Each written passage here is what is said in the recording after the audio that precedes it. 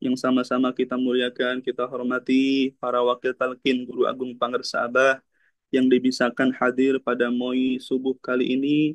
Di antaranya yang senantiasa hadir membersamai kita beliau Romo K. Haji Profesor K. Haji Subandi, ada Romo K. Haji Anang Asy'ari, serta sama-sama kita doakan juga khususnya yang pada khususnya bertugas pada manakib atau khidmah ilmiah subuh kali ini.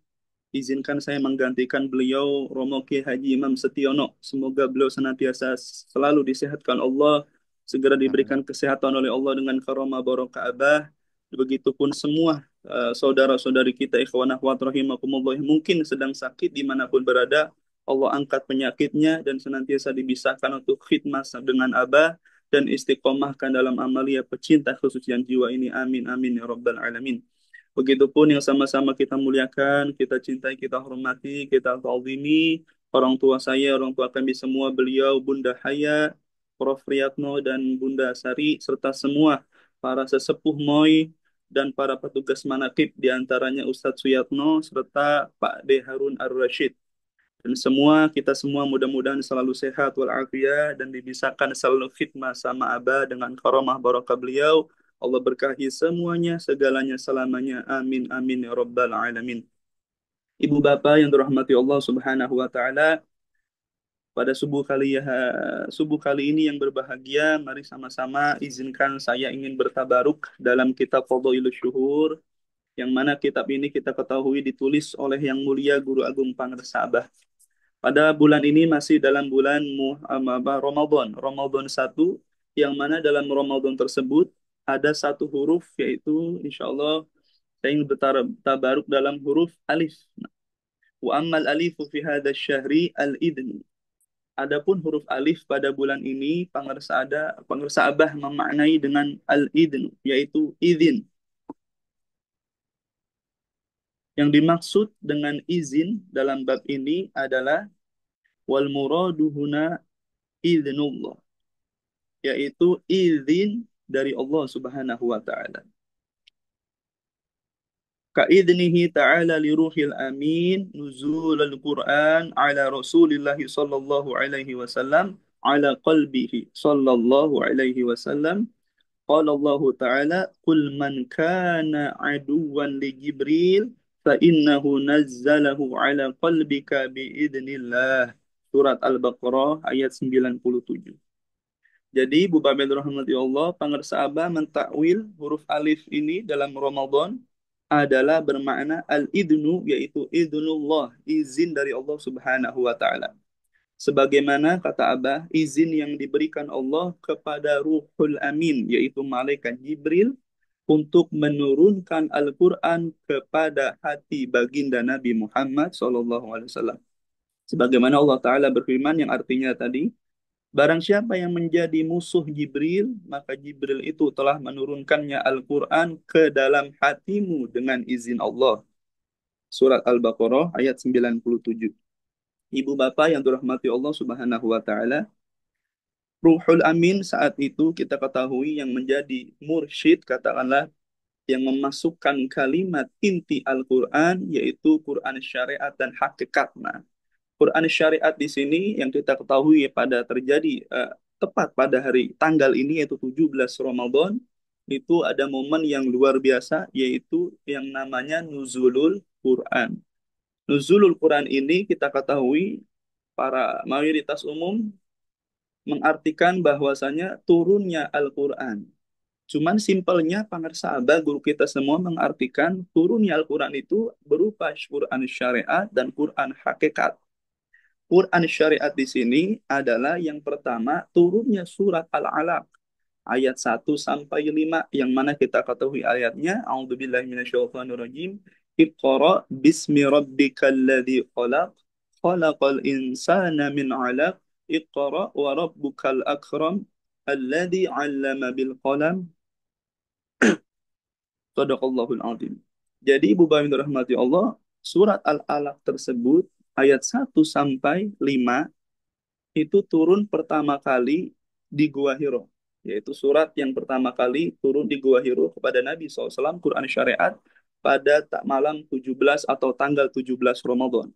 Nah, yang dimaksud dengan Quran hakikat adalah bermakna Iqra di sini, yang dimaksud adalah zikir jahar la ilaha illallah.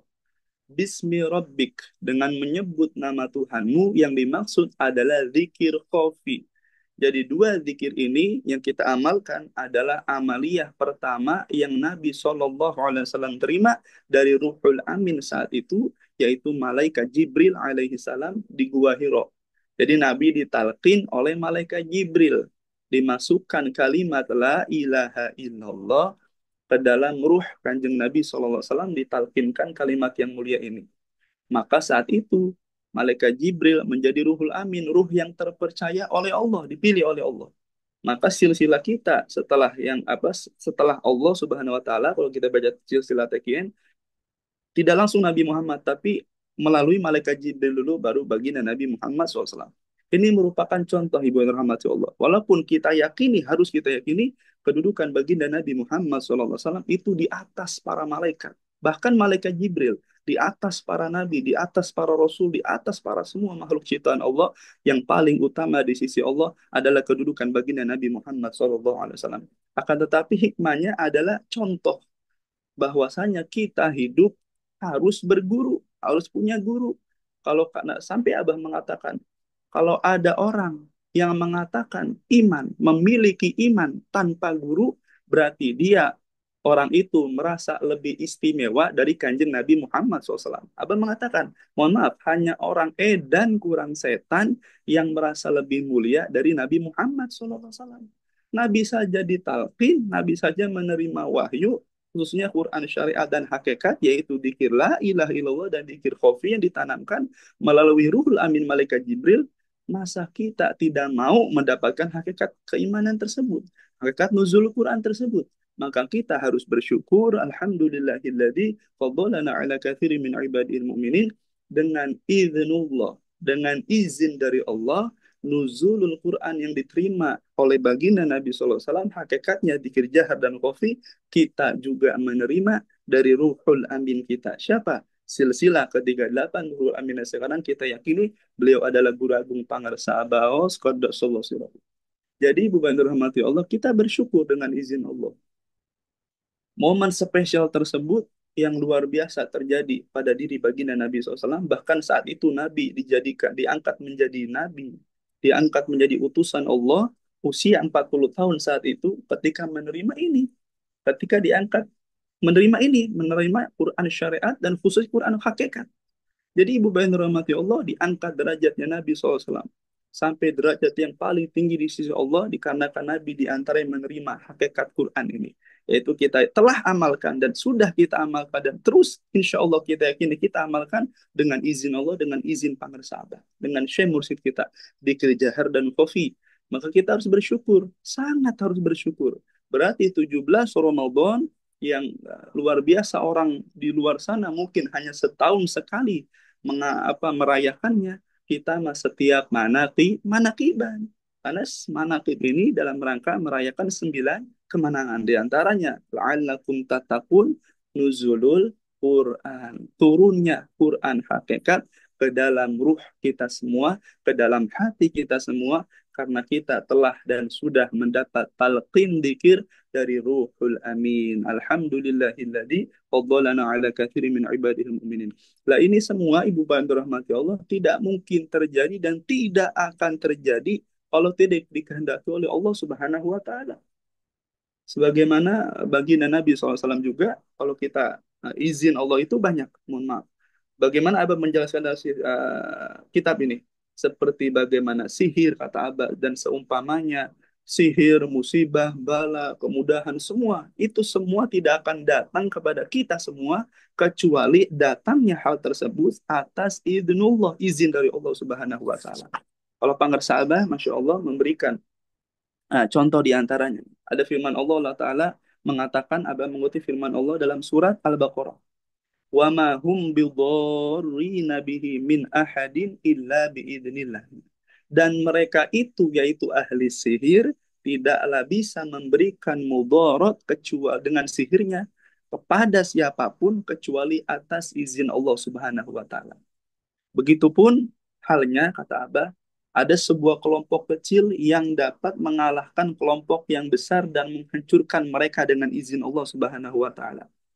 Kami juga teringat Ibu rahmati Allah, 17 Ramadan itu juga terjadi yang namanya perang Badar. Itu terjadi kalau dalam sejarah eh, tahun kedua Hijriah. Setelah Nabi hijrah ke Madinah, tahun kedua khususnya di bulan Ramadan juga, kalau tidak salah hari Jumat 17 Ramadan terjadi perang Badar. Kalau kita tahu singkat sejarah perang Badar, tidak masuk di akal di otak kita, ibu bapak. Kenapa? Karena pasukan kanjeng Nabi Muhammad SAW, pasukan kaum muslimin hanya berjumlah kurang lebih 313 yang masyhur. 313 pasukan muslimin merawan kafir Quraisy yang jumlahnya ada 1.000. Masya Allah. Tidak sebanding 313 orang pasukan muslimin melawan berperang 1.000 kafir Quraisy. Kalau secara hitungan sudah pasti kalah Ibu Bantu rahmati Allah. 300 lawan 1.000 kan gitu tidak sebanding. Tapi disinilah idznullah, izin dari Allah Subhanahu wa taala, kafir Quraisy yang sejumlah 1.000 tersebut singkatnya bisa dikalahkan oleh pasukan baginda Nabi Muhammad SAW, pasukan kaum muslimin yang jumlahnya ada 313. Bahkan dalam riwayat, pasukan kafir Quraisy yang dipimpin oleh Abu Jahal, Abu dan sebagainya, itu pasukan Quraisy, para pemimpin-pemimpin besarnya itu dalam sejarah kurang lebih tercatat ada 70 orang. Dari 1.000 yang wafat ada 70 orang yang meninggal, yang mati, katakanlah seperti itu. Dan dari orang Muslim atau pasukan Nabi SAW yang wafat, para sahabat hanya 14 orang. Masya Allah, yang syahid di jalan Allah Subhanahu wa taala. Artinya ini bantuan dari Allah.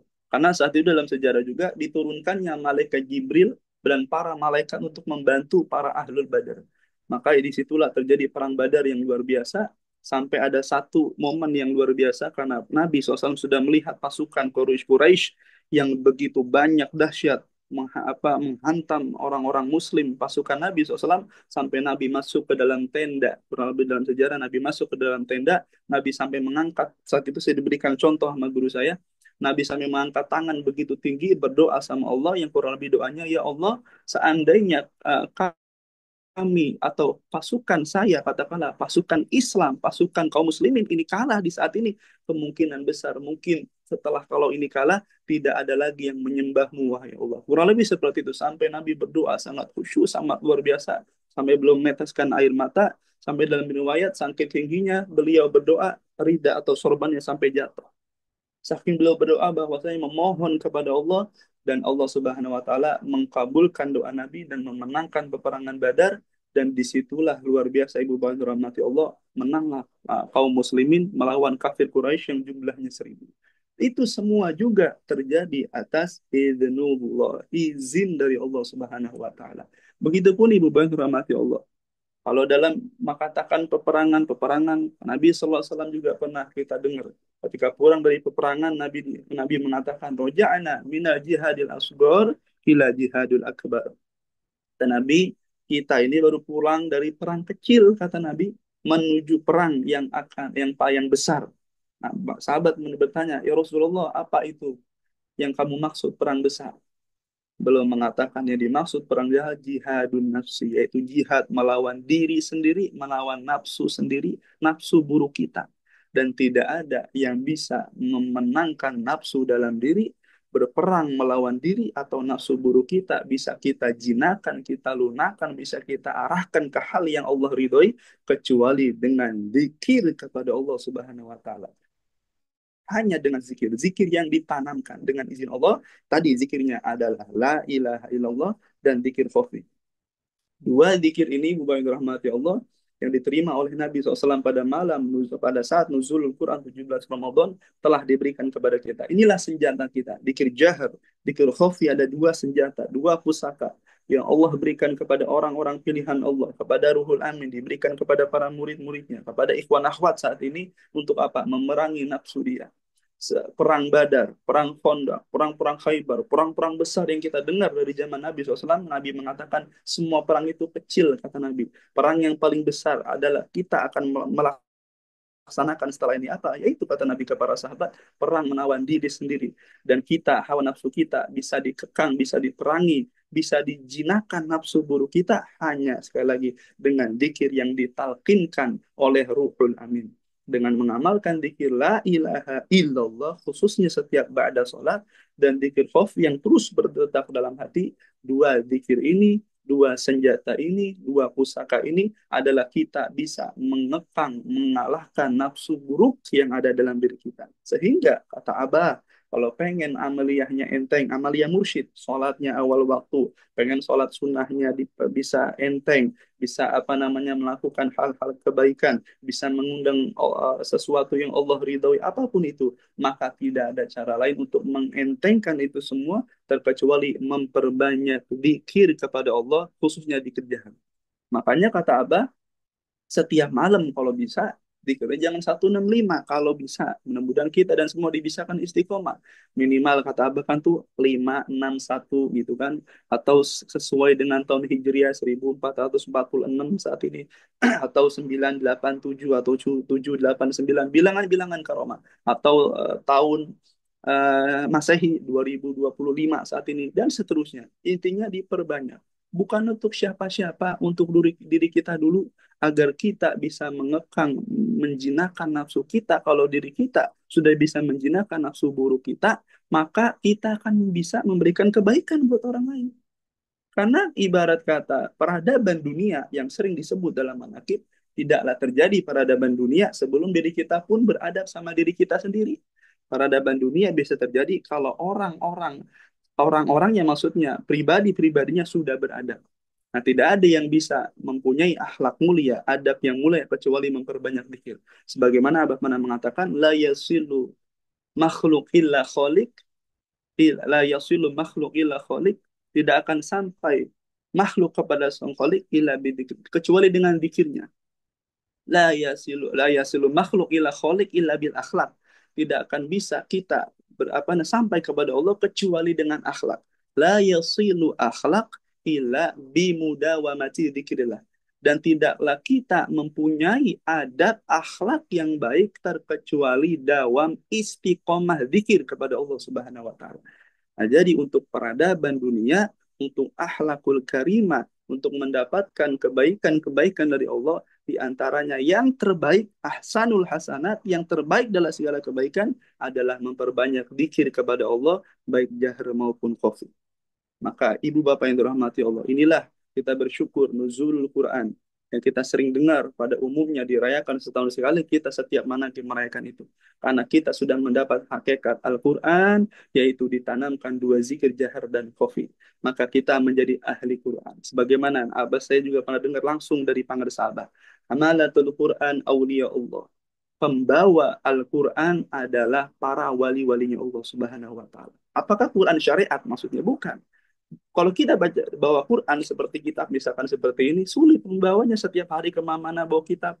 Agak sulit. Yang dimaksud hamalatul Quran, aulia Allah, adalah Quran hakikat yang telah ditanamkan ke kolbu kita semua. Itulah para aulia Allah, itulah para wali-wali Allah, itulah para kekasih Allah.